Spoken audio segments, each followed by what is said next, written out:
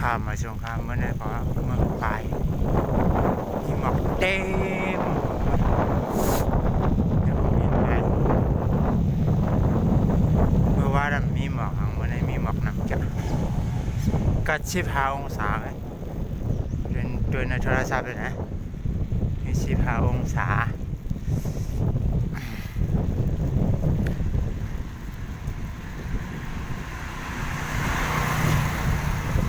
โดยที่นั่นได้หัวประเทศที่นั่นเด็กกัดเลยแล้วหมอกเต็มเลยผมเห็นนะผมเห็นป่ามีหมอกอันนี้จึงดำไปหนาได้หมอก100 เมตรในหันก้นบอกนะหมอก10 เมตร3 เมตรในหันก้นว้ากัดลีเตะกัดลีว่ากันนั้น12 องศากันนะที่เขาโชว์ไว้กันนะนี่12 องศา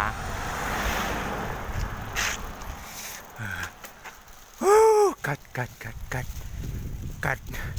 ปั่นรถทิพย์เรียนกลางนาแล้วนะว้าวน้องเห็นไหมเออเออเออ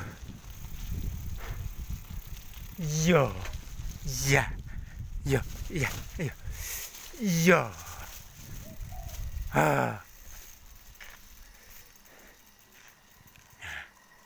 บรรยากาศที่เขาอยู่ฮะ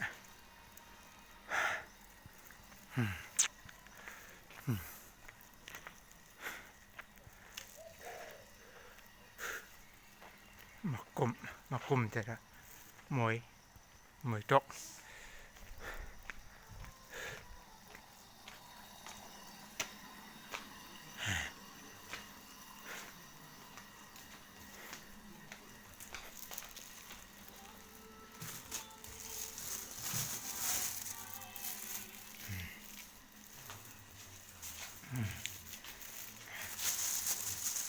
คอนแฟลกเจสคอนแฟลก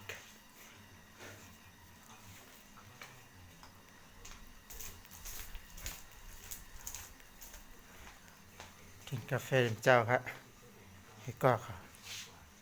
ให้กินกาแฟ